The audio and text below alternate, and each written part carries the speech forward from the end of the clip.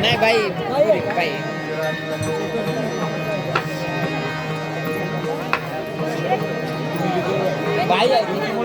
Hello hello hello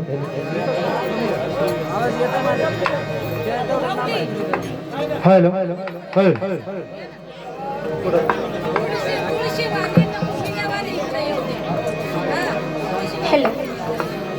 hello hello hello hello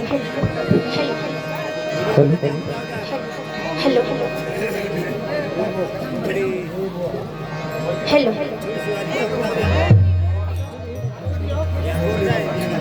hello hello hello hello hello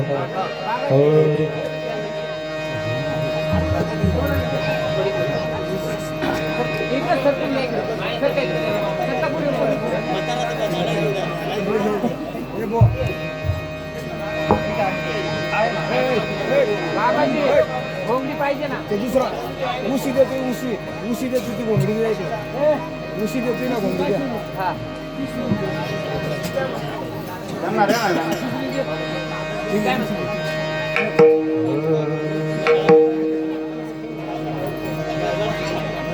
hello बाबाजी hello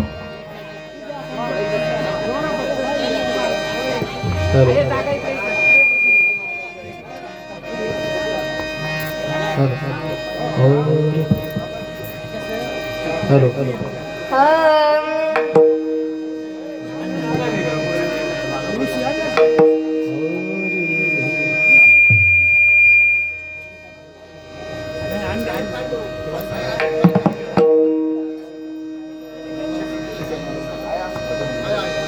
hello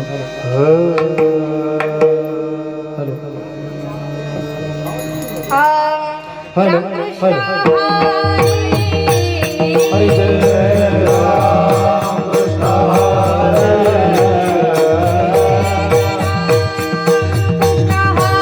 Hari जय राम कृष्ण जय राम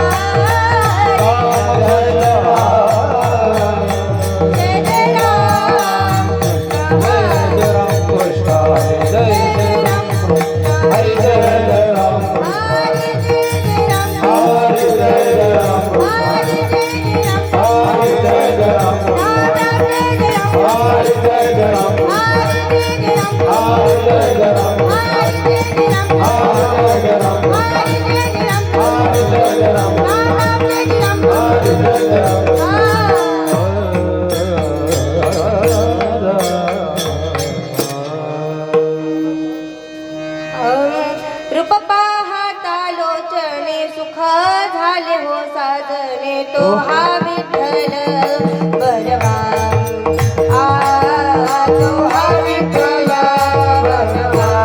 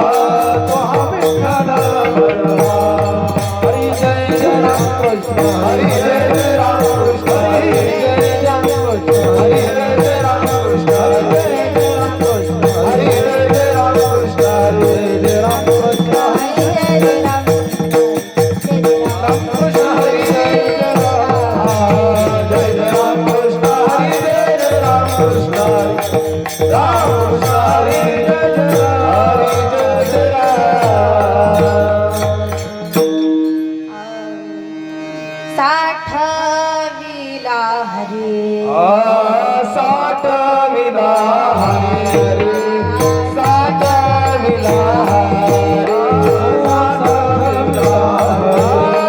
हृदय मंदिर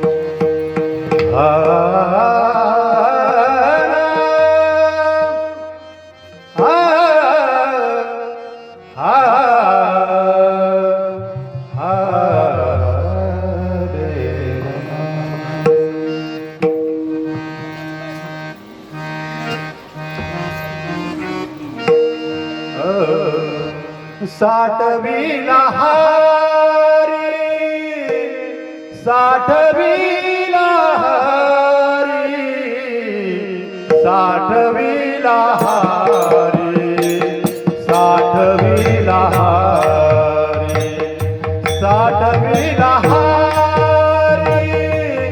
साठविला हारी साठविला हारी साठविला हारी साठविला हारी साठविला हारी साठविला हारी साठविला हारी साठविला हारी साठविला हारी साठविला हारी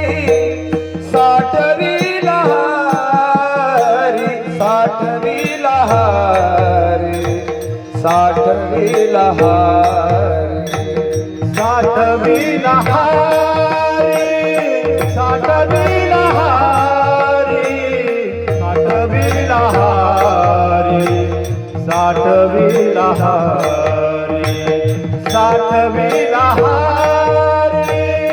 साठवी लहारी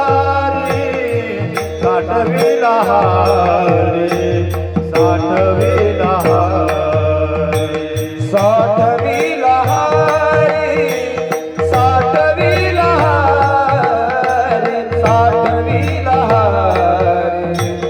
साठवी लहारी साठवी लहारी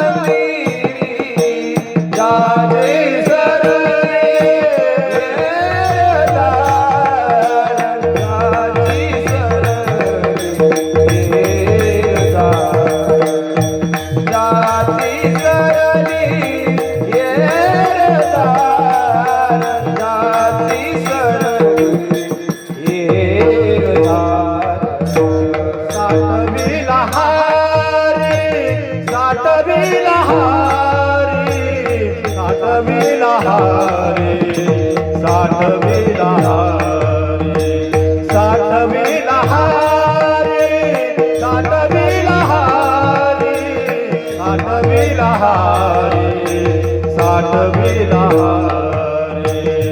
साठवी लहारी साठवी लहारी साठवी लहारी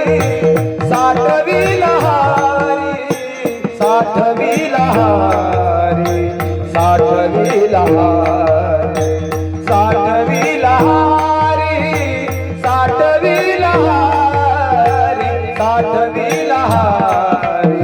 साठवी लहारी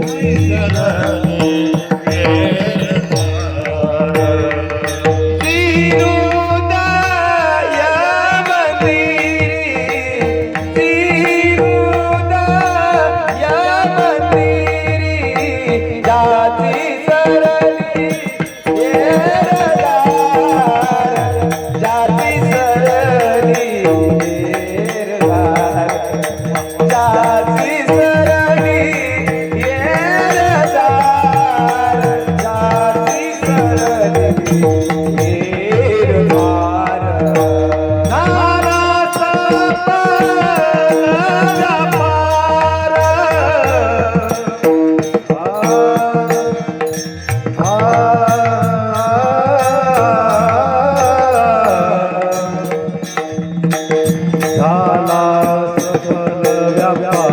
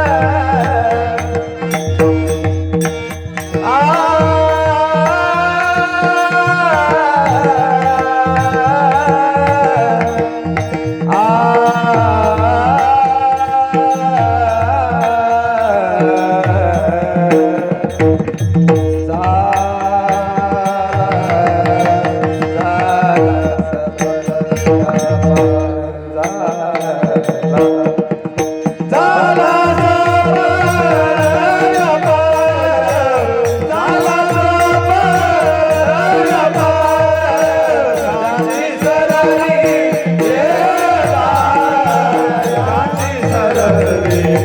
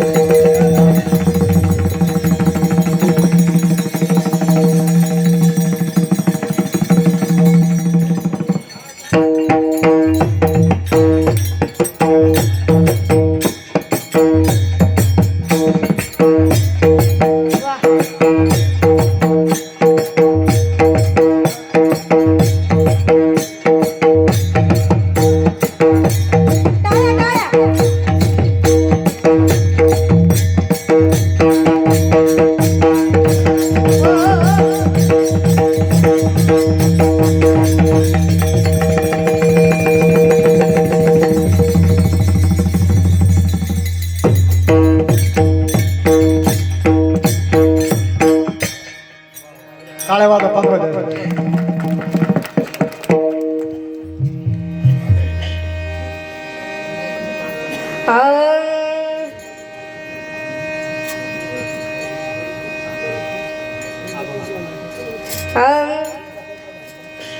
साठविला हरी जिही हृदय मंदिरी ज्याची सरलीर झार झाला सफल व्यापार विठ्ठल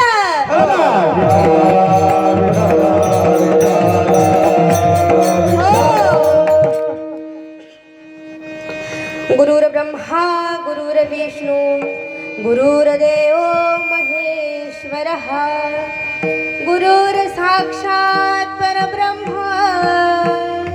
तस्मै श्री गुरवे नमः कृष्णाय वासुदेवाय हरे परमात्मने प्रणत क्लेशनाशाय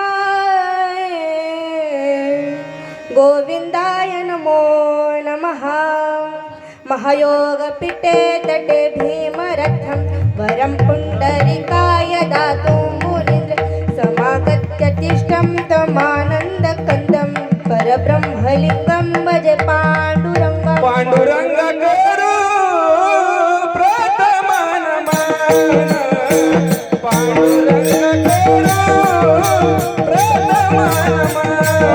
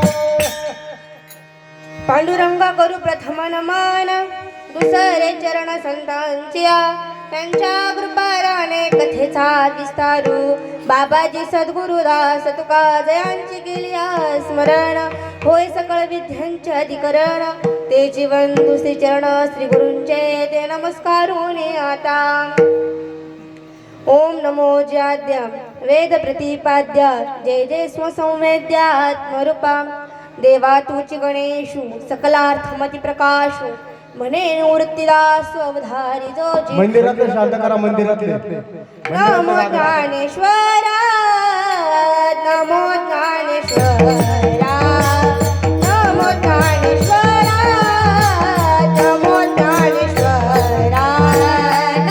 ज्ञानेश्वरा नमो ज्ञानेश्वरा नमो ज्ञानेश्वरा नमो ज्ञानेश्वरा नमो ज्ञानेश्वरा नमो ज्ञानेश्वरा नमो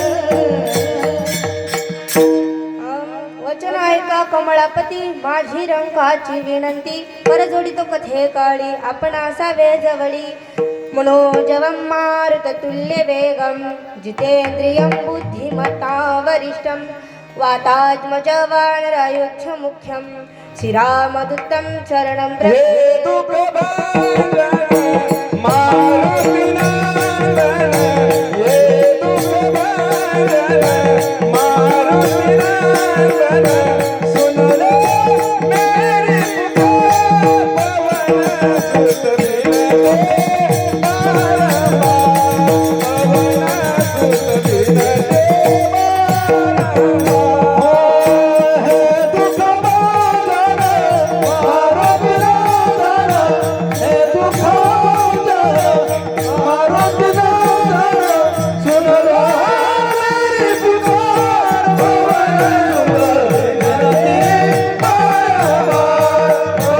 सुत बिनते चलो आओ जी पवन कुमार हमारे हरि कीर्तन में।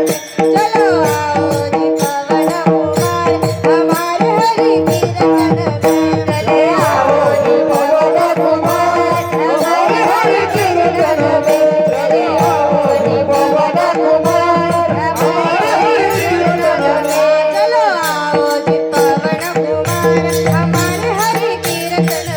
चलो आओ जी पवन कुमार हमारे हरि कीर्तन में। चले आओ जी पवन कुमार हमारे हरि कीर्तन में। चलो आओ जी पवन कुमार हमारे हरि कीर्तन में।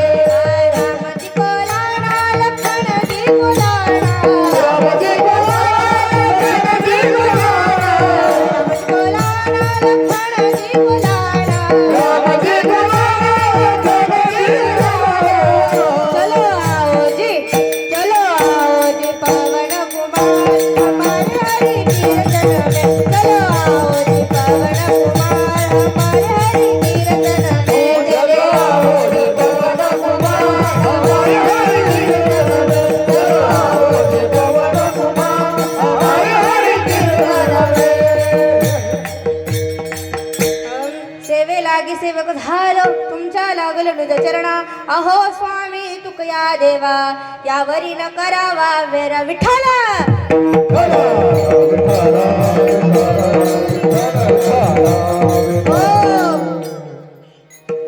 अभंग तुकोबरायांचा आहे, शिवाय 4 चरणांचा आहे। अभंगाला सुरुवात करण्याआधी अल्पसा परिहार देणे हे वक्त्याचे आद्य कर्तव्य आहे। म्हणून श्री क्षेत्र बाडगीचा पाडा या गावामध्ये चालत असलेला अखंड हरिनाम सप्ताह वर्ष 47वे आणि या 47व्या वर्षातील आजची 6व्या दिवसाची कीर्तन रूपी सेवा माझ्यासारख्या पामराकडे आली। तसेच सद्गुरू कैलासवासी नारायणदास महाराज दत्त मंदिर बाडगीचा पाडा यांच्या कृपा आशीर्वादाने हरिभक्त पारायण कैलासवासी तुकाराम बाबा कैपेडा यांच्या मार्गदर्शनाने व साधू संतांच्या प्रेरणेने हा अखंड हरिनाम सप्ताह भव्य दिव्य स्वरूपात आपला पार पडत आहे। मला आजच्या सेवेसाठी लाभलेले तुम्ही सर्वजण गायकवृंद व तसेच आपले उर्दुंगाचार्य असतील, आता त्यांच्याविषयी मी काय बोलू, त्यांना मी पहिल्या दिवसापासून पाहते, मी त्यांच्यासाठी एकदम निशब्द आहे। काय हात आहे त्यांचा, एकदा जोरदार टाळ्या त्यांच्यासाठी झाला। तसेच हार्मोनियम वादक असतील आदरणीय बाबा व तसेच येथे उपस्थित माझे वडील व माझ्याबरोबर आलेले रंगनाथ महाराज असतील व तसेच अनिल महाराज असतील, आमच्या सविताताई असतील व तसेच इकडं समाधान महाराज असतील, आपले ज्ञानेश्वर महाराज व तसेच विनिकरी ताई असतील, ज्यांनी सुंदर अशी पंचपदी केली त्यांचे मनापासून आभार मानते। ज्यांनी सुंदर अशी चाल गायली त्यांचे मनापासून आभार मानते। आज काय झालं सुरेश बाबा, आपल्याकडं गायकच खूप जास्त आले पण माईकच कमी पडले. तसेच आपले साऊंड सिस्टीमवाले दादा असतील, पंचकृषीतून आलेले भजनी मंडळ. आता सर्वांची जरा नावं घेत बसले मी तर आपला 1 तास संपून जाईल. ज्यांचे घेतले ते देव, ज्यांचे राहिले ते महादेव. तुमच्या सर्वांचे चरण नतमस्तक होते आणि माझ्या सेवेला प्रारंभ करते. मस्तक हे पायावरी, मस्तक हे पायावरी, या वार करे संतांच्या, या वार करे संतांच्या, या वार करे संतांच्या, या वार करे संतांच्या. मस्तक हे पायावरी, वार करी संतांच्या, वार करी संतांच्या, वार करी संतांच्या. मस्तक हे पायावरी,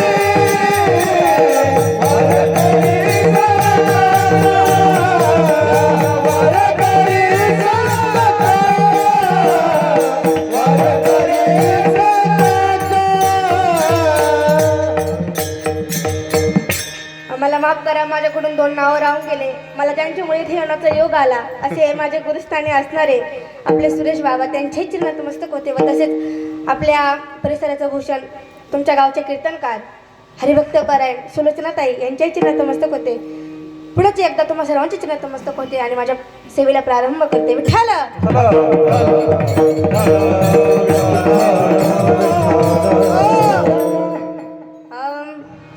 अभंग तुकोबरायांचा आहे, शिवाय 4 चरणांचा आहे.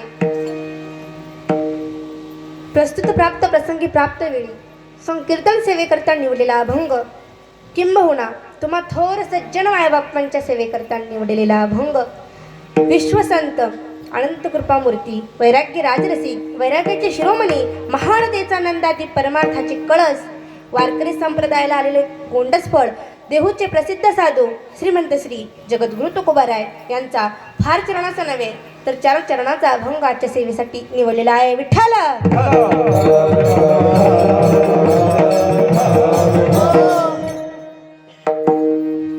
अभंग तुकोबारायांचा आहे, शिवाय 4 चरणांचा आहे.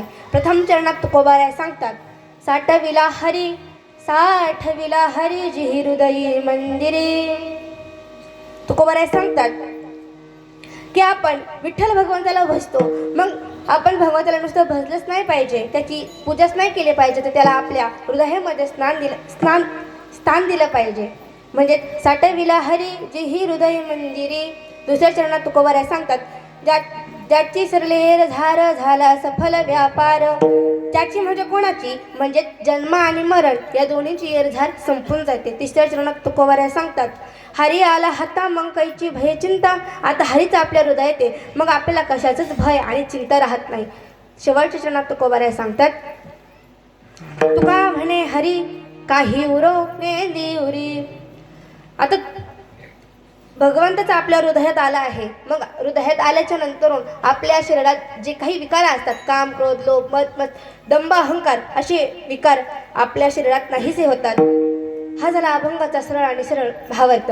तुमच्या आणि आमच्या भाषेत आजच्या ठळक ठळक बातम्या. विठ्ठल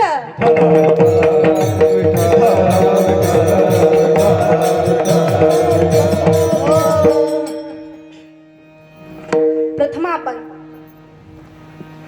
दुर्लभ अशा मनुष्य देहाला आलेलो आहोत आणि या देहात आल्याच्या नंतर आपण जे माझ्या पंढरीच्या पांडुरंगाला भगवंताला जे आवडतं तेच केलं पाहिजे. कारण आपण जे भगवंताला आवडत नाही ते आवडीनं करतो आणि जे आवडतं ते नाही करत. म्हणून एका ठिकाणी ज्ञानेश्वर महाराजांची एक ओवी आहे, विषय विषयाचा परिपाडू गोड परमार्थ लागे कडू, कडू विषय तू गोडू जीवासी झाला. मग विषय हा संसार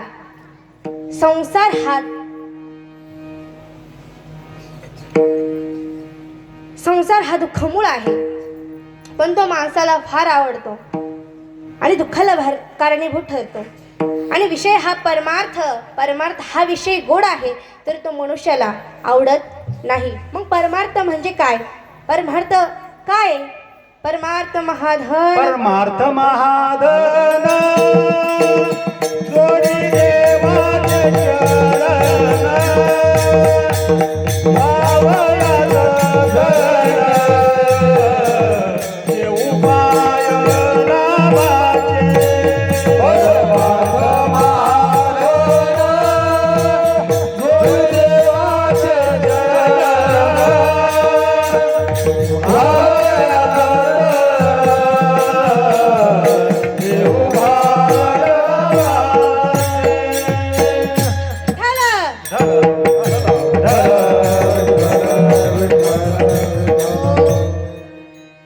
परमार्थ महाधन जोडी देवाचे चरण भावया जतन हे उपाय लाभाचे परमार्थ परमार्थ महाधन आहे परमार्थ काय आहे महाधन आहे मग आपण या मनुष्य देहाला आलेलो आहोत हा मनुष्य देह या इहलोकी आपल्याला प्राप्त झाला आहे आपण इहलोकात आलो मृत्यू लोकात आलो पण कोणत्या देहाने तो मनुष्य देहाने कारण आपल्याला हा मनुष्य देह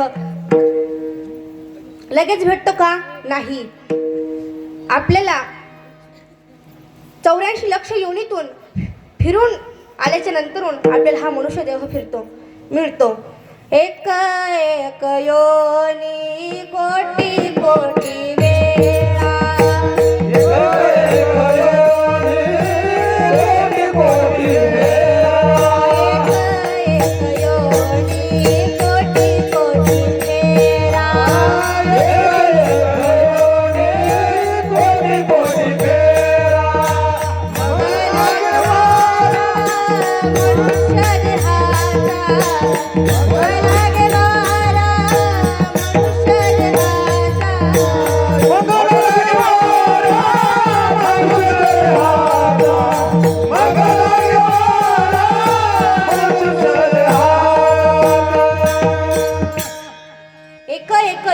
कोटी कोटी फेरा मग लागे वारा मनुष्य देहाचा आपल्याला कुत्र्याची योनी कोटी वेळा फिरावी लागते मांजराची योनी कोटी वेळा फिरावी लागते किड्यांची योनी कोटी वेळा फिरावी लागते मग आपल्याला हा दुर्लभ असा मनुष्य देह प्राप्त नरदेह दुर्लभ दाना नरदेह दुर्लभ दाना नरदेह शतवर्षाची गणना शतवर्षाची गणना शतवर्षाची गणना त्यामध्ये दुःख यातना त्यामध्ये दुःख यातना त्यामध्ये दुःख यातना त्यामध्ये दुःख यातना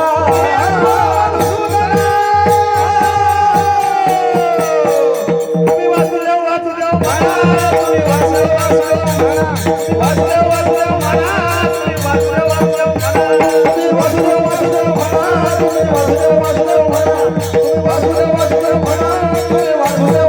तुम्ही वासुदेव वासुदेव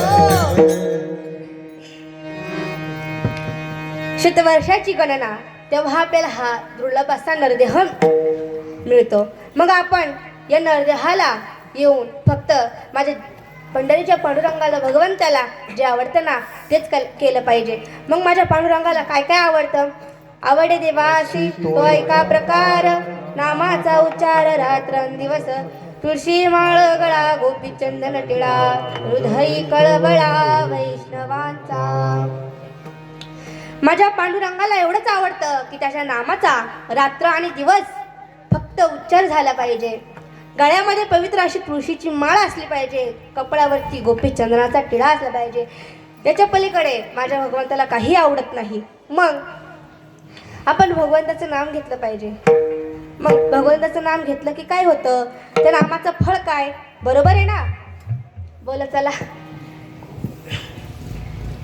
नाम उत्तमात उत्तम आहे नाम चांगल्यात चांगले आहे नाम चांगले चांगले माझे कंठी राहो भले कपी कुळ उद्धारिले मुक्त केले राक्षसा केले राक्षसा मुक्त केले राक्षसा उद्धारिले मुक्त केले राक्षसा कपी कुळ मुक्त केले राक्षसा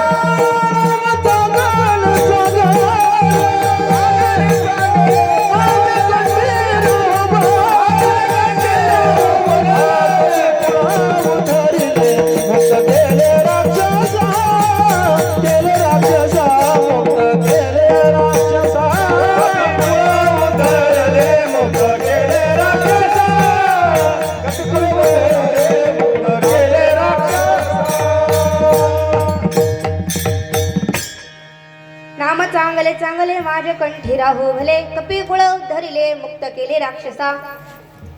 एवढं पवित्र नाम आहे. आता आपण सर्वजण कीर्तनाला आलोय, बरोबर ना? कीर्तनाला चालू ना? मग तुम्ही सर्वजण ताट बसा आणि जेव्हा विठ्ठल विठ्ठल असं भजन होईल तेव्हा हाताने टाळी वाजवा आणि मुखाने नाम पण घ्या. कारण कीर्तन म्हणजे टाइमपास नाही, मग कीर्तन एक पवित्र साधन आहे. कीर्तन चांग होय अंग हरे, होय अंग हरे रूप, होय अंग कीर्तन चांग होय अंग हरे रूप, होय अंग हरे रूप, होय अंग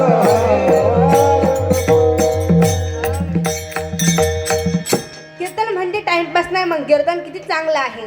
कीर्तन चांग होय अंग हरी रूप. या प्रमाणात संत तुकोबराय कीर्तनाचे महत्व सांगतात. ते सांगतात चांगले कीर्तन चांग केल्याने मनुष्य भगवंताच्या रूपात हरिरूप होतो. कीर्तनामध्ये प्रेमाने आनंदाने नाचल्याने ज्या देहाचा विसर पडतो हे देहभान हरपून जाते. एवढं पवित्र कीर्तन आहे, एवढं चांगलं कीर्तन आहे. नाम संकीर्तन साधन पैसो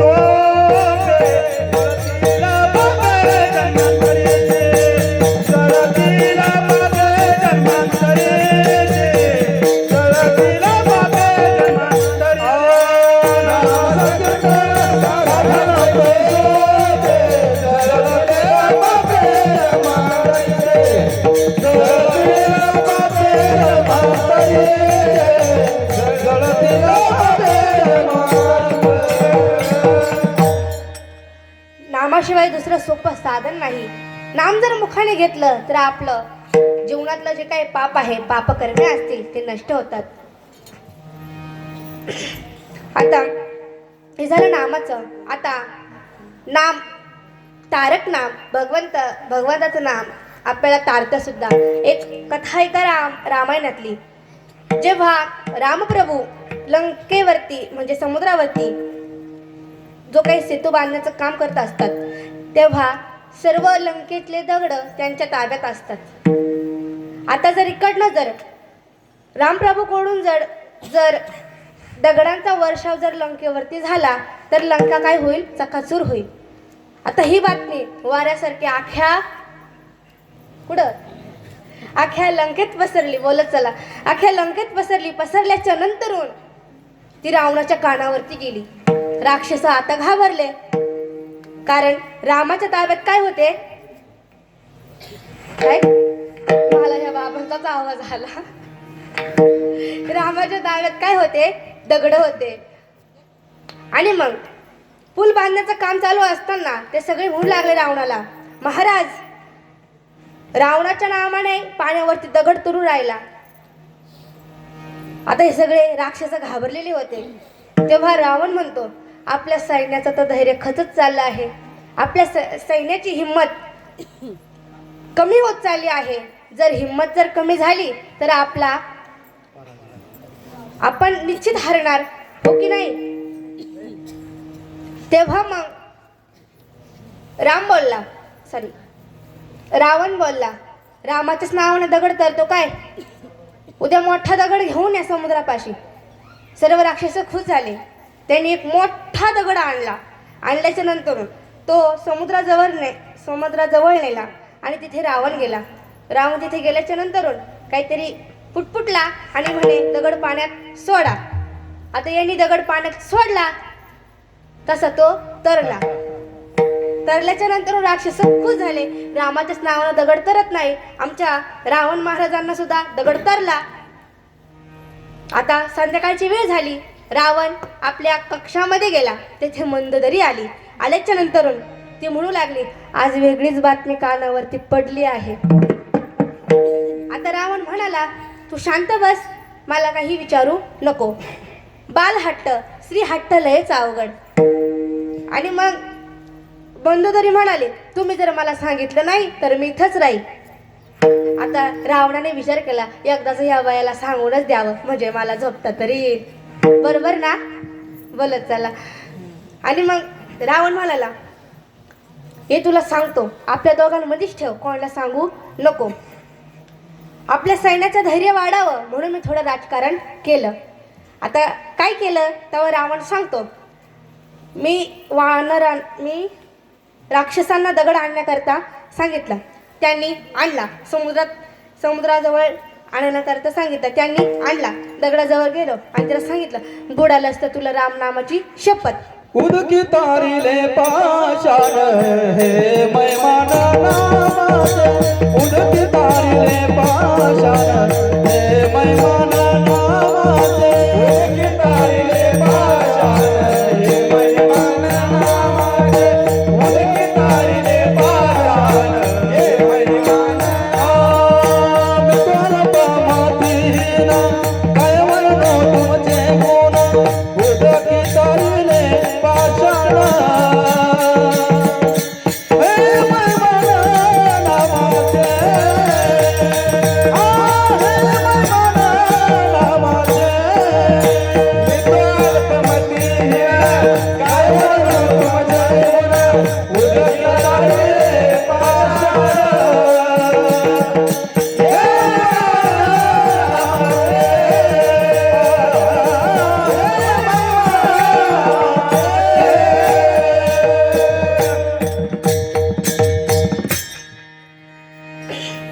उदकी तारिले पाषाण हे महिमान नावाचे.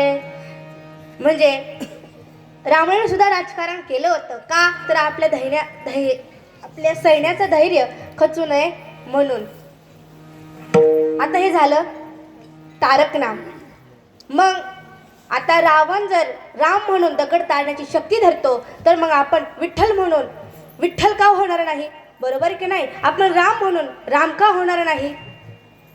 विठ्ठल.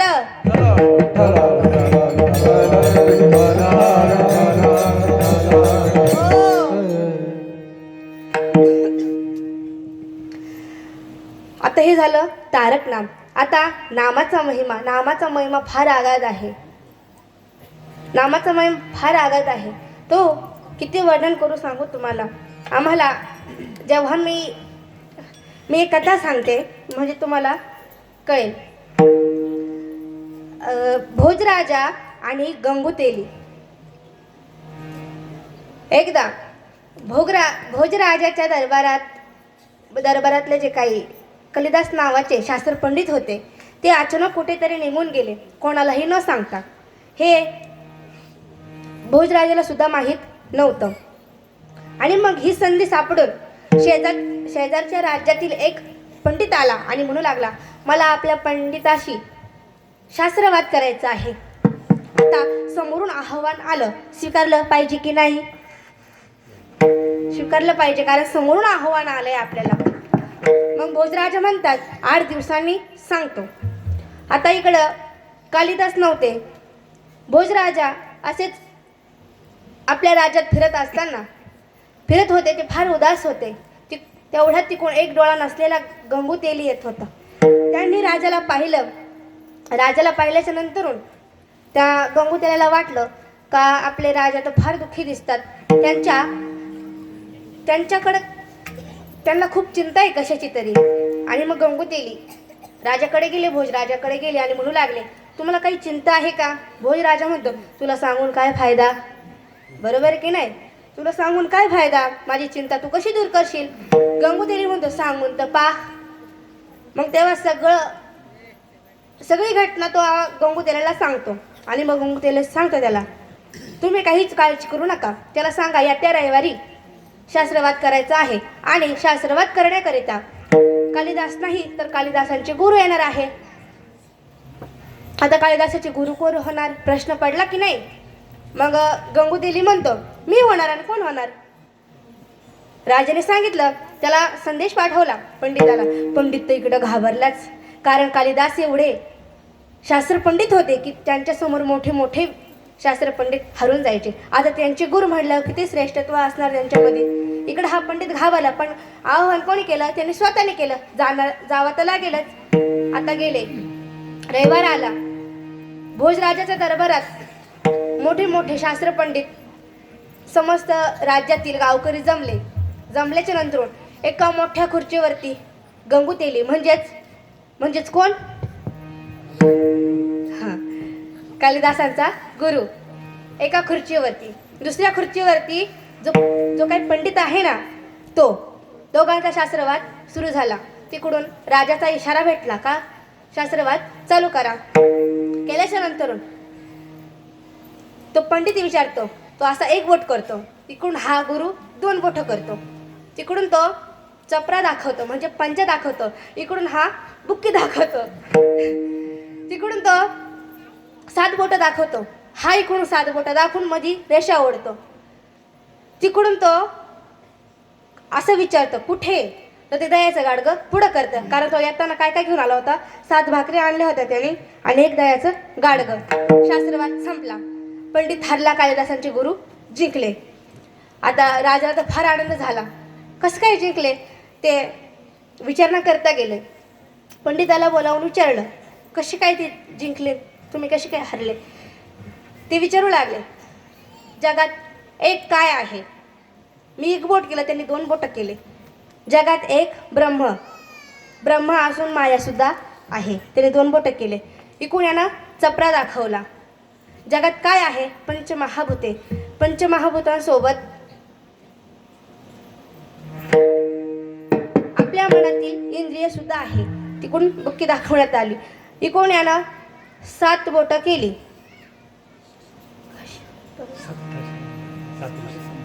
हा 7 ऋषी, 7 समुद्र, ते कुठे आहे हे विचारणा करता मी त्याला असं केलं, तेव्हा त्याने मला दह्याचं गाडगं दाखवलं, दही पर्वता जवळ. आता हे पंडिताकडलं बोलणं झालं. नंतर मग इकडं गंगूत्याल्याकडे गेलं. बाबा तू कसा काय रे जिंकलास, प्रश्न पडला नाही यांना, तू कसा काय जिंकलास. आता दोघं समोर बसलेले असताना पंडित त्याला म्हणतो, त्याला वाटलं माझा 1 डोळा आहे, दुसरा फोडतो की काय. मग मी त्याला सांगितलं, माझ्या राज्यात येऊन दादागिरी करतो काय. मग त्याला असे 2 बोट केले, मी तुझे 2 डोळे फोडीन तू माझा 1 फोडलं तर. आणि मग तिकडून तो असा चपरा दाखवतो, मला गालात मारतो की काय. मग मी पण याला बुक्की दाखवली, तुला बुक्कीतच टेंगुळ हाणे. आपला सूरज चव्हाणचा डायलॉग आहे, तुला बुक्कीतच टेंगुळ हाणे. हा असा बोलला. तिकडून तो 7 बोट करतो. आता मग गंगोतेली म्हणतो, हो मी 7च भाकरी खातो, पण मध्ये रेष ओढली का, कारण सकाळी 3:30 आणि रात्री 3:30. आणि मग त्यांनी सांगितलं कशा बरोबर, मी दह्याचं गाडगं पुढं केलं, मी दह्या बरोबर खातो. विनोद संपला. विठ्ठल.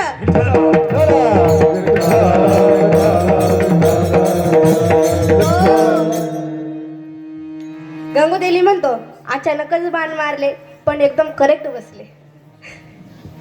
बरोबर आहे ना, एकदम करेक्ट बसले. आता आपण भगवंताचं नाम घेतलं की त्याचं फळ काय भेटतं. 1 कोटी नामस्मरण झालं की आरोग्य प्राप्त होतं. 2 कोटी नामस्मरण झालं तर संपत्ती प्राप्त होते. 3 कोटी नामस्मरण जर घडलं तर संतती प्राप्त होते. 4 कोटी नामस्मरण जर झालं आपलं जन्म आणि मरणाचं दुःख संपतं. 5 कोटी नामस्मरण झालं तर आपण अहम ब्रह्मास्म ही अनुभूती आपल्या स्वतःला येते. 6 कोटी जर नामस्मरण झालं तर आपलं आयुष्य अजून दीर्घ होतं. 7 कोटी जर नामस्मरण घडलं तर आपण भगवंताच्या रूपात हरिरूप होतो. हे आहे नामाचं महिमा. फ्रेश बसा, थोडे फ्रेश बसा. मला तुमच्याकडे पाहिलं का मला असले झोप येते. थोडे फ्रेश बसा. तुम्हाला एक दृष्टांत सांगते, तुम्ही जागेत आळसल्यासारखे झाले म्हणजे तुम्हाला तरर येईल आणि मला कीर्तन करायला मजा वाटेल. ऐका. एका गावाचा सरपंच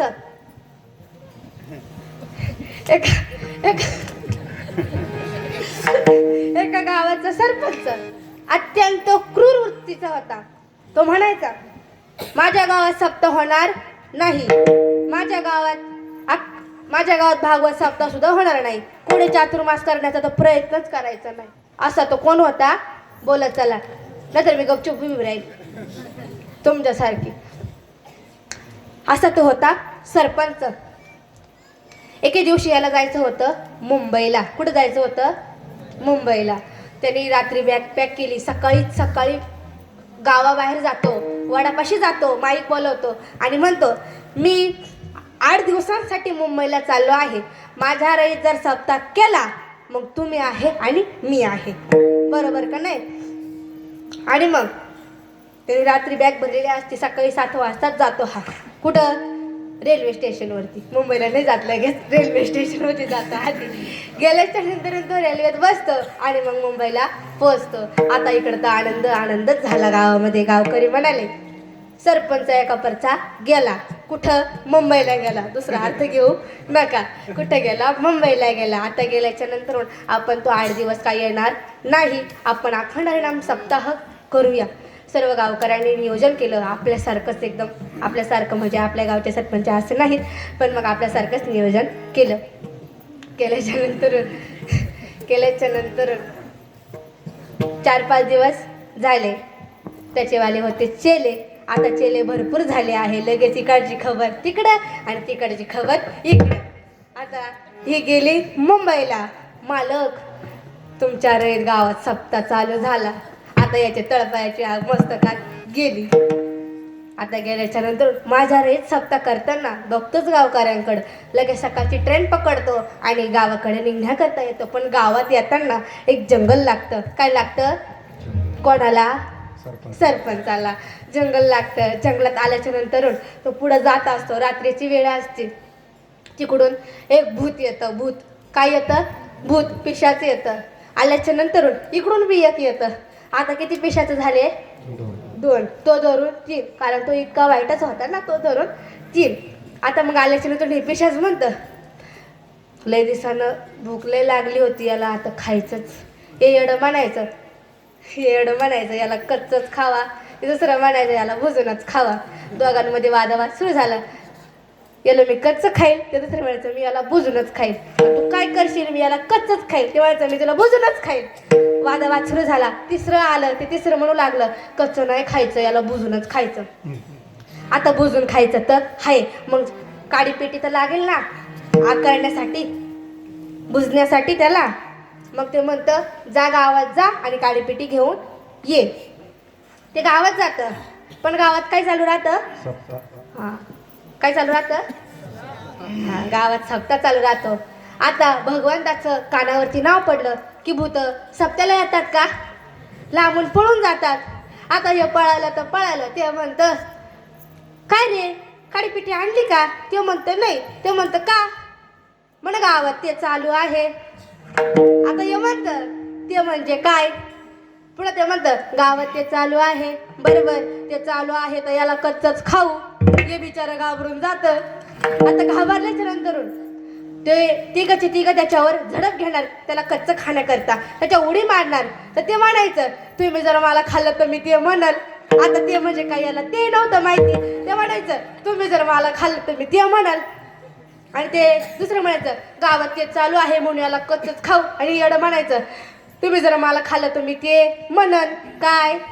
ते म्हणन. असं करता करता ते एकदाच गावात पोहोचलं. पण आता गावकरी का शांत बसतील का? गावकरी जा पळायचे. एक इकडं पळत होतं, दुसरं तिकडं पळत होतं.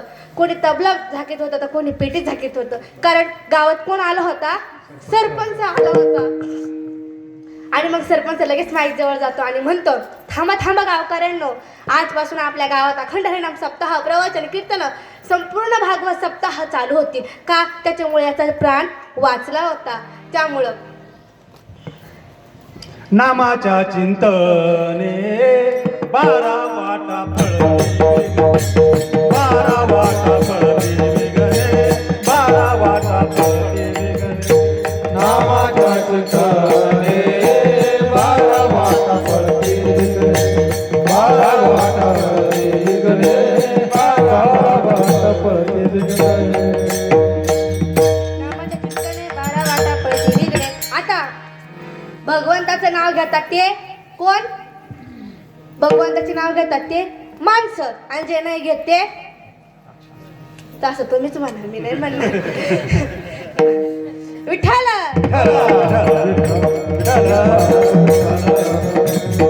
हो, आता थोडी युगांचा विचार करू आपण. युग किती आहे तो? युग युग युग किती आहेत? 4.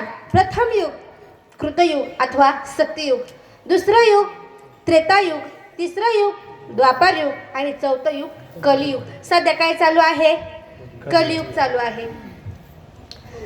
सत्ययुगात धर्म 100% होता, सत्ययुगात धर्म 100% होता, त्रेतायुगात धर्म 75% होता, द्वापार युगात धर्म 50% होता व कलियुगात जवळजवळ धर्म 25% राहिला आहे. ऐका कलीचे महिमान, असत्या शिरिजले जन, पापा देती अनुमोदन, करीती हेळन संतांचे.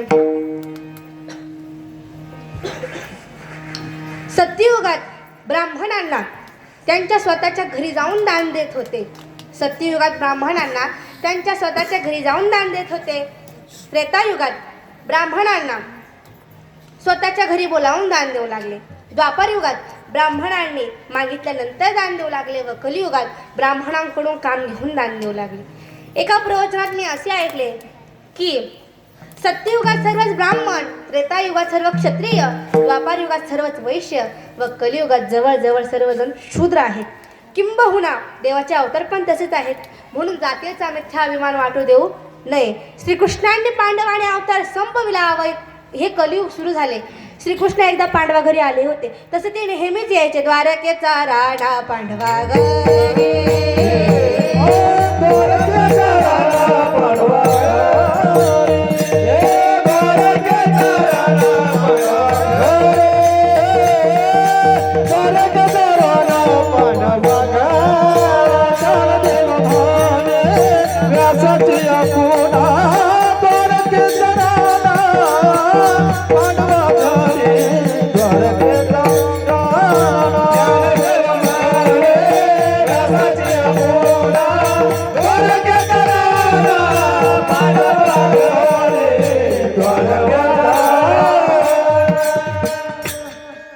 ज्ञानदेव म्हणे व्यासाची या खुणा, द्वारकेचा राणा पांडवा घरी. आता कथा ऐका. 4 भाऊ बाहेर गेले होते. कोण कोण? भीम, अर्जुन, सहदेव आणि नकुल. हे 4 जण बाहेर गेले होते आणि धर्मराजा घरी होते. चौघांनी 4 वेगवेगळी विचित्र दृश्य पाहिली होती. संध्याकाळी सर्वजण एकत्र जमले आणि ते श्रीकृष्णांना म्हणजे भगवान परमात्म्याला विचारू लागले. भीम म्हणाला, देवा, आतापर्यंत मी एका सोंडेचा हत्ती पाहिला, पण आज 2 सोंडेचा हत्ती दिसला. किती सोंडेचा? 2 सोंडेचा. याचा अर्थ काय?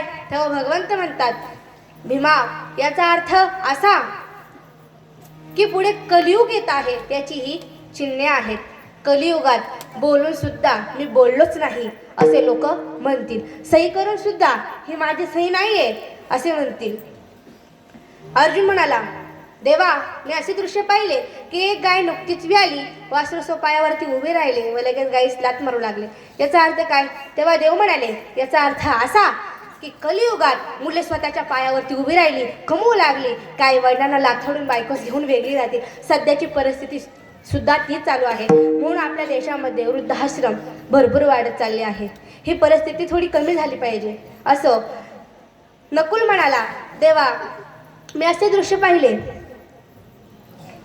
की 3 विहिरी 2 पूर्ण पाण्याने भरलेल्या होत्या, मात्र एक पाणी कमी होते. ज्यात कमी पाणी तिकडे लोक पाणी भरण्याकरता जात होते. याचा अर्थ काय? तेव्हा देव म्हणाले, याचा अर्थ असा की धर्माच्या कामात श्रीमंत लोक येणार नाही. जेवढे गरीब लोक येतील तेवढे श्रीमंत पैसा साठवण्याच्या मागे लागतील. गरीब लोक अखंड हरिनाम सप्ताह, प्रवचन, कीर्तन, भागवत सप्ताह करतील, मात्र श्रीमंत लोक पैसा साठवण्याच्या मागे लागतील. आता मला एक दृष्टांत आठवला म्हणून सांगते. काही माणसं असे असतात ना सुरेश बाबा, काही माणसं अशा असतात का ते धनासाठी प्राण सुद्धा त्याग करण्याकरता समर्थ असतात. अशी काही माणसं आहे. आता दृष्टांत ऐका. एका गावचा पाटील अत्यंत श्रीमंत होता, पण तो लई चिंगोस होता. काय होता? चिंगोस होता. आणि मग तो कोणत्याच धर्माच्या कामात दान धर्म करीत नसे. मग भागवत सप्ताह तर लांबचीच गोष्ट. आणि मग गावातले गावकरी जमले, याला कसंही करून दिंडी करता न्यायचंच, पंढरपूरच्या दिंडीला याला घेऊनच जायचं. गावातले गेले, त्याला इतका आग्रह धरला, तुला आमच्या सोबत यावंच लागेल. आता याला जावंच लागलं. गेल्याच्या नंतर चंद्रभागेवरती स्नान करण्याकरता तो गेला. स्नान करून झालं तेथे भगवंत रूपी म्हणजे भगवंताने वासुदेवाचं रूप घेऊन तो त्या पाटलाजवळ आला. कारण भगवंताला त्याची परीक्षा पाहायची होती, घ्यायची होती.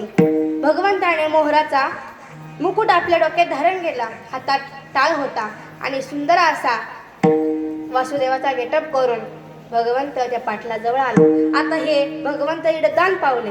पण दान पावल्याच्या नंतर भगवंत म्हणू लागले, वासुदेव म्हणा रे वासुदेव म्हणा, वासुदेव म्हणा रे वासुदेव म्हणा, वासुदेव म्हणा रे वासुदेव म्हणा, वासुदेव म्हणा रे वासुदेव म्हणा, वासुदेव म्हणा तुम्ही वासुदेव म्हणा, वासुदेव म्हणा तुम्ही वासुदेव म्हणा,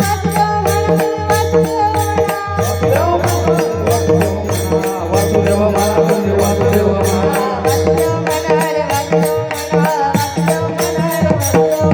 वासुदेव म्हणा रे वासुदेव म्हणा, वासुदेव म्हणा रे वासुदेव म्हणा. भगवंत आले, वासुदेव म्हणा वासुदेव म्हणा तुम्ही वासुदेव म्हणा रे वासुदेव म्हणा. आता ते भगवंत पाटलाजवळ आले आणि म्हणू लागले, पाटील मला पैसे द्या.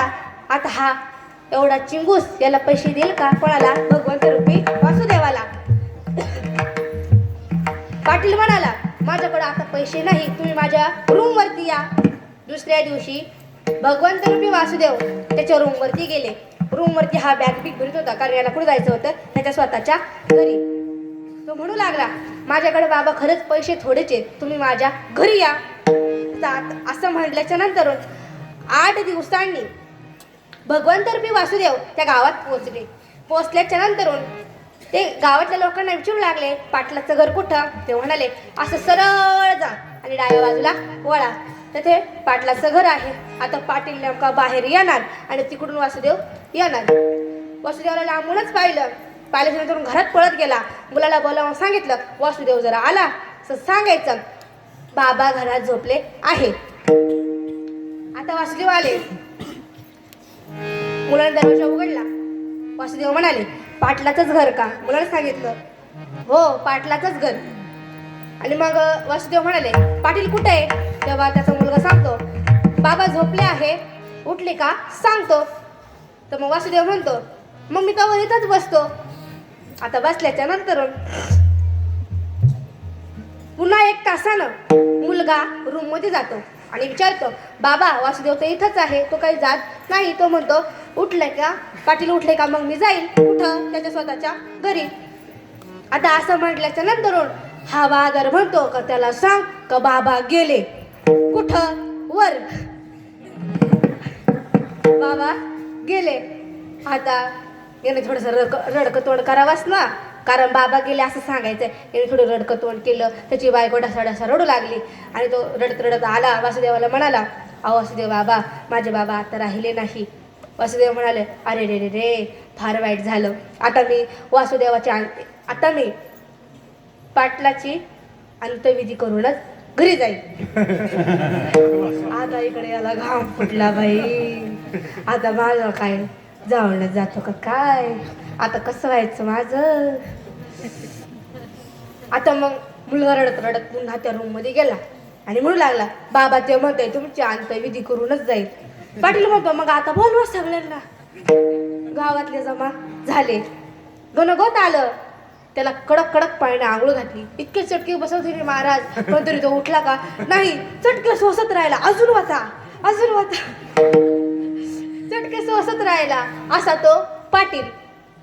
तिरडी बांधण्यात आली. तिरडीवर त्याला ठेवलं आणि स्मशान भूमीत नेण्याकरता त्याला नेलं. जाळण्याकरता त्याला नेलं. नेल्याच्या नंतर सरण रचलं. मुलगा त्याला विचारतो, बाबा आता ठेव सरणावरती. आता ठेवलं त्याला सरणावरती. आता अग्निडागाची वेळ आली. तो म्हणतो, बाबा आता द्या अग्निडाग. दिला. चटके बसू लागले, पण तो उठला का नाही उठला. तेव्हा भगवंताला त्याची दया आली. भगवंत म्हणाला, पाटील तुझा पैसा सुटला. हा बघ पठ्ठ्या उठला. तो लगेच सरणातून त्याने उडी मारली. विठाला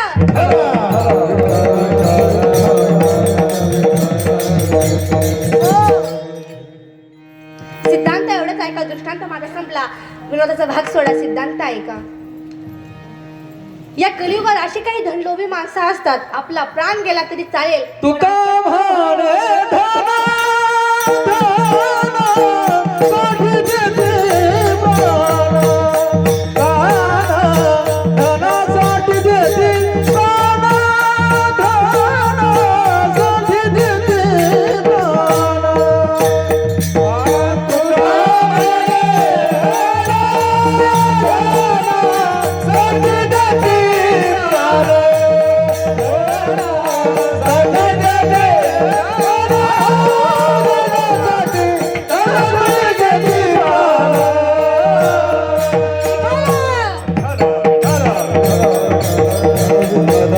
प्राण, तुका म्हणे धनासाठी देती प्राण. हा दृष्टांत आठवला म्हणून तुम्हाला सांगितलं. आता पुन्हा आपल्या कलियुगाकडं वळा. आता सहदेव विचारतो, भगवंता मी असे दृश्य पाहिले की एका मोठ्या डोंगरावरून एक मोठा दगड खाली येत होता. तो जर तसंच खाली आला असता ना तर डोंगर पायथ्याच्या झोपडपट्ट्या आहे ना त्या चकाचूर झाल्या असत्या. पण एक छोटेसे झाड आडवे आले व पुढचा होणारा जो अनर्थ आहे ना तो टळला. याचं कारण काय? तेव्हा देव म्हणतात याचं कारण असंच आहे की कलियुगात भूकंपाचे धक्के बसतील, महापूर येतील, वादळ येतील, पण एखादा अखंड हरिनाम सप्ताह अथवा प्रवचन, कीर्तन, पंधरवाडा लोकांना, गावातल्या लोकांना समाधान देईल. गावात एखादा सदाचारी सज्जन गावात तारू शकेल अथवा एखादी सती तिच्या पुण्याईमुळे गावात शांतता राहील. हल्ली सज्जनास तर खूप बावळ समजतात, पण तो तसा असतो का? तसा नसतो. ऐका आता, एका राजकन्याने असा पण लावला होता की जो माझ्या मताप्रमाणे 20 पर्यंत मोजून दाखविल ना त्याला वरमाला घालील, अर्थात त्याच्याशी लग्न करील. आता ही बातमी वाऱ्यासारखी संपूर्ण राज्यात पसरली. बरेच हुशार राजकुमार आले, काहींनी इंग्रजीत, काहींनी मराठीत, तर काहींनी गुजरातीमध्ये व काहींनी संस्कृतमध्ये सुद्धा मोजून ते तुरुंगात गेले. एक लग्न न झालेला वारकरी आला आणि म्हणू लागला, मला 20 पर्यंत मोजण्याची परवानगी आहे का? सर्वांनी सांगितलं हो परवानगी आहे, पण राजकन्या खुश झाली नाही तर तुरुंगात पाठविले जाईल. वारकरी म्हणाला काही हरकत नाही. राजकन्याने वारकऱ्यास विचारले, एक म्हणजे जगात एक ब्रह्म आहे, 2 म्हणजे सूर्य आणि चंद्र अथवा रात्र आणि दिवस, 3 म्हणजे 3 गुण, 4 म्हणजे 4 वेद, 5 म्हणजे पंचमहाभूते, 6 म्हणजे 6 शस्त्रे, 7 म्हणजे सप्तस्वर, सप्त पाताळ, सप्तलोक, सप्त समुद्र, सप्त ऋषी, सप्त रंग, 8 म्हणजे अष्टवसू, 9 म्हणजे नवविधा भक्ती, 10 म्हणजे 10 दिशा, 11 म्हणजे एकादश रुद्र, 12 म्हणजे राशी, 13 म्हणजे धनतेरस मुहूर्त, 14 म्हणजे विद्या, 15 म्हणजे तिथी, 16 म्हणजे शृंगार, 17 म्हणजे तत्वे, 18 म्हणजे पुराण, 19 म्हणजे वारकरी थोडा अटखळला पण लगेच म्हणाला 19 तू आणि 20 मी. उत्तर बरोबर असतील तर माझ्या बरोबर चल. राजकन्याने वारकऱ्यास माळ घातली, अर्थात त्याच्याशी लग्न केलं. वारकऱ्यास बावळ समजू नये. रावणाने हनुमंतास वानर समजले पण त्यांनी सर्व लंका जाळली. कलियुग अतिशय वाईट आहे. काय काय घडते ते सकाळी मोबाईलवरती समजले जाते. प्रश्न पडतो हे काय चालले आहे? माझे प्रामाणिक मत आहे अगोदर संध्या, स्नान, पूजा, हरिपाठ करा, नंतर मोबाईल बघा, म्हणजे दिवस समाधानात जाईल. पण काय काय बाजारातून उठल्या आचवणातून उठल्याबरोबर मोबाईल लागतो. विठ्ठल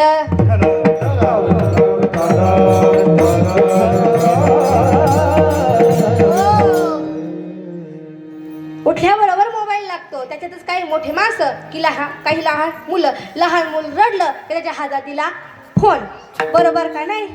त्याच्यामुळं ते असं गपचूप राहतात, त्या मोबाईलमध्ये पाहतं हे काय चाललंय. सध्या सगळं त्या मोबाईलवरतीच चाललंय. मोबाईल जेवढा चांगला आहे तेवढा घातक आहे. असो विठ्ठल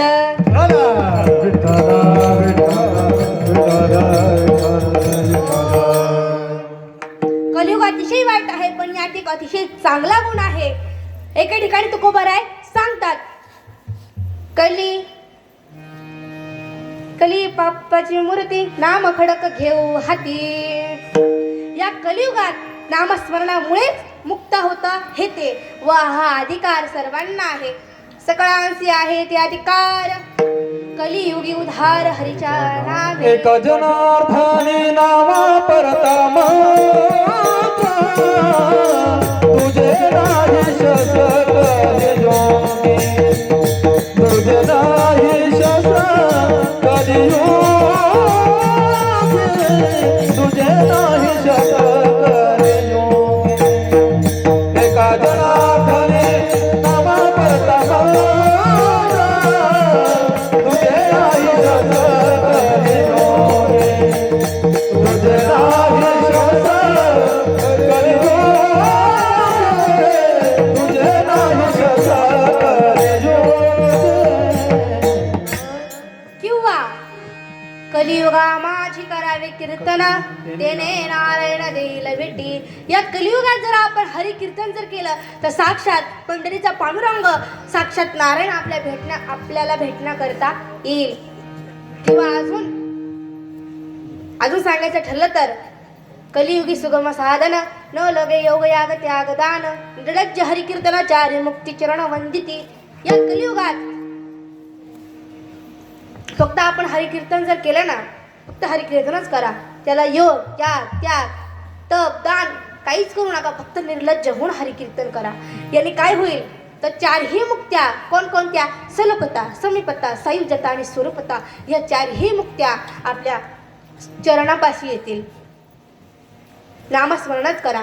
माझ्या ज्ञानोबरायांचे एक प्रमाण आहे. हरिमुखे म्हणा हरिमुखे म्हणा पुण्याची गणना कोण. तेने मुक्ती चारी साधी तेने मुक्ती चारी साधी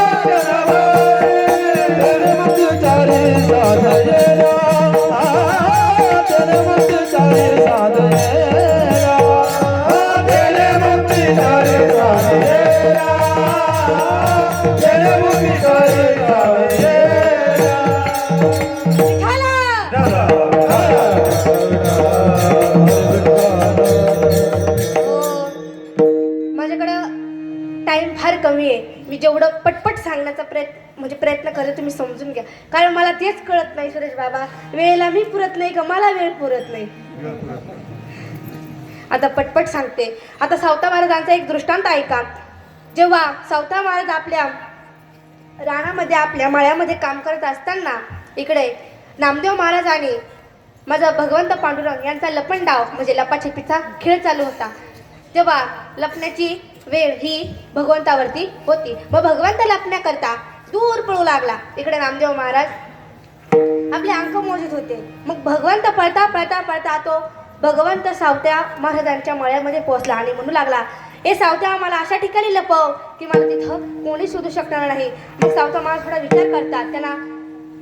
त्यांना कल्पना येते. त्यांनी आपल्या हातातला इळा घेतात, आपलं हृदय फाडतात आणि त्या हृदयामध्ये त्या हरीला बसवतात. तिकडून लगेच सावता महाराज म्हणतात, तुम्ही पटकन या हृदयामध्ये बसा.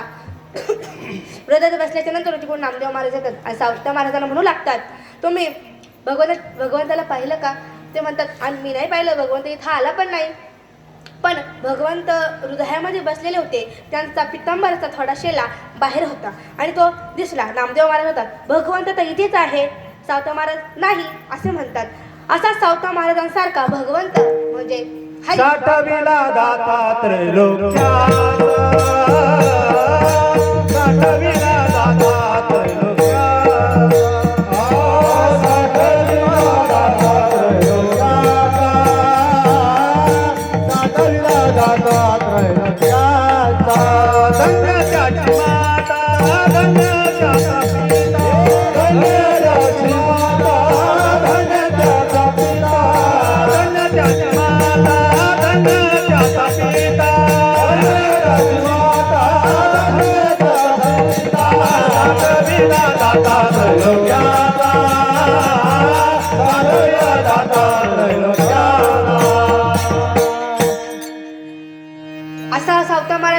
हृदयामध्ये हा हरी साठविला होता. माझ्या जनाबाईनं सुद्धा धरीला पंढरीचा जोर गळा बांधून या दोर हृदय बंदी खाना केला तर विठ्ठल कोंडीला. असाच आपण सुद्धा हा हरी हा भगवंत आपल्या हृदयामध्ये साठविला पाहिजे. हेच महाराज अभंगाच्या साठविला हारे साठविला हारे साठविला हारे साठविला हारे साठविला हारे साठविला हारे साठविला हारे साठविला हारे साठविला हारे साठविला हारे साठविला हारे साठविला हारे साठविला हारे साठविला हारे साठविला हारे साठविला हारे.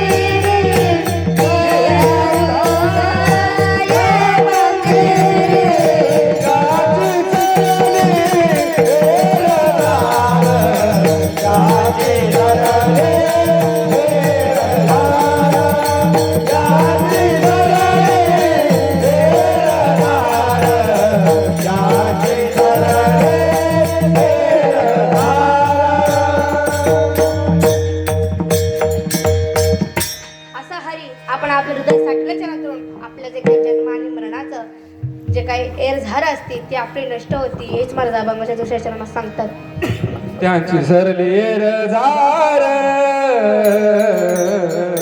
त्यांची सरली रजार त्यांची सरली रजार त्यांची सरली रजार त्यांची सरली रजार त्यांची सरली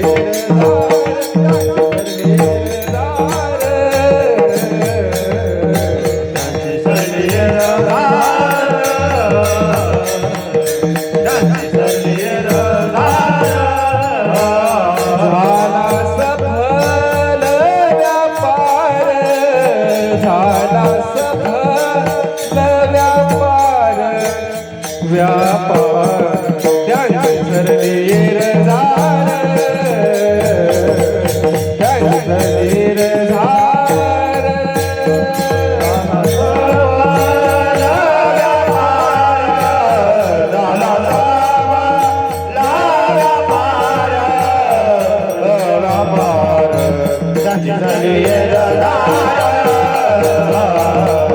त्यांची सरली रजार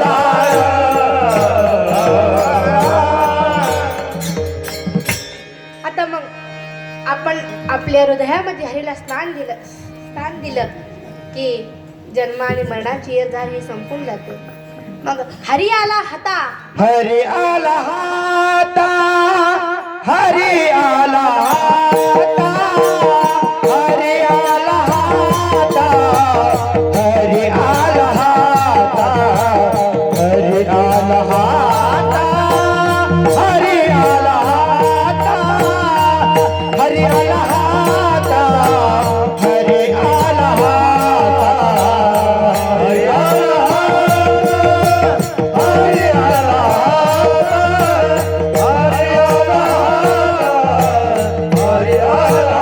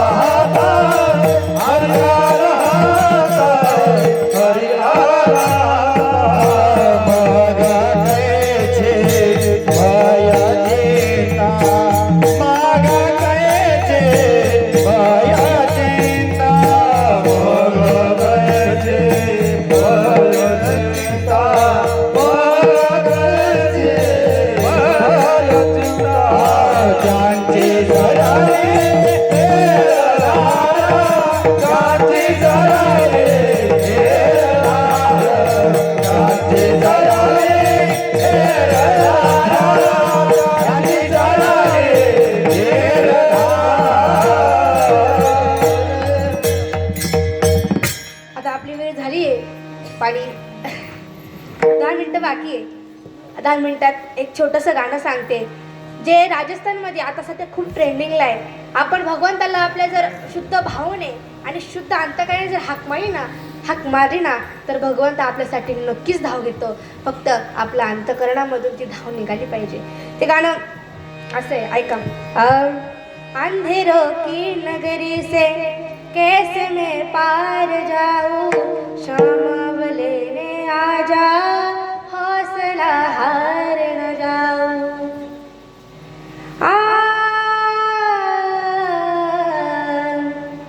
अंधेरों की नगरी से कैसे मैं पार जाऊं, शाम लेने आजा, हौसला हार न जाऊं. तीन बाण के धारी तीनों बाण चलाओ ना, तीन बाण के धारी तीनों बाण चलाओ ना. मुश्किल में है दास तेरा अब जल्दी आओ ना, मुश्किल में है दास तेरा अब जल्दी आओ ना. तीन बाण के धारी तीनों बाण चलाओ ना, मुश्किल में है दास तेरा अब जल्दी आओ ना. हारे के सहारे मेरे हारे के सहारे, हारे के सहारे मेरी हार हराओ ना. तीन बाण के धारे तीनों बाण चलाओ ना, मुश्किल में है दास तेरा अब जल्दी आओ ना. तीन बाण के धारी तीनों बाण चलाओ ना, मुश्किल में है दास तेरा अब जल्दी आओ ना. तूफानों ने घेर लिया मुझे राह नजर ना आवे, तुम बिन कौन मेरा जो मेरी बाह पकड़ ले जावे. तूफानों ने घेर लिया मुझे राह नजर ना आवे, तुम बिन कौन जो मेरी बाह पकड़ ले जावे.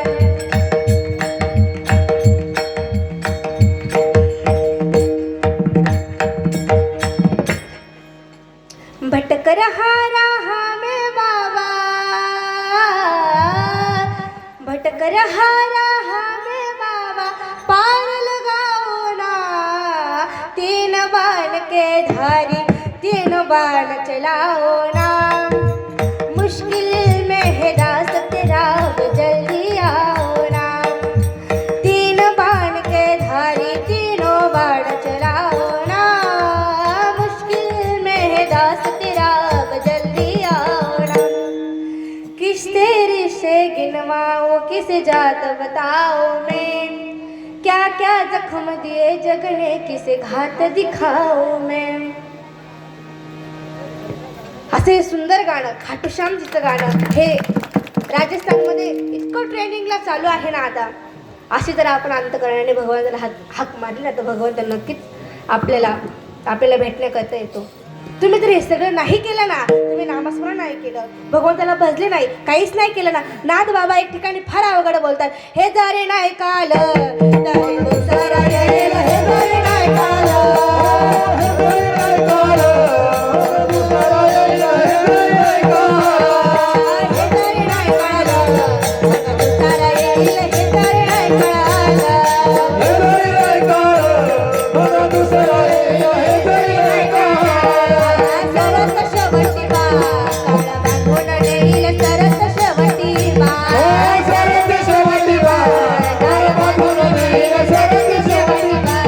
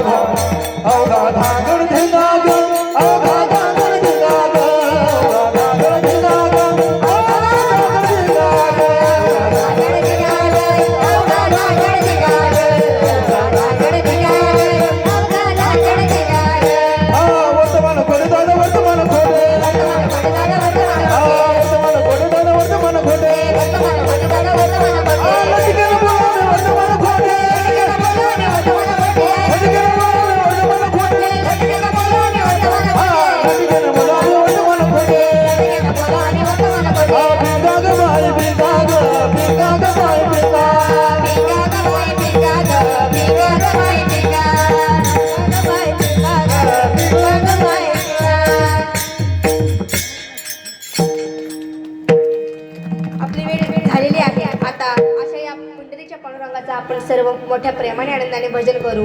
विठोबा रखुमाई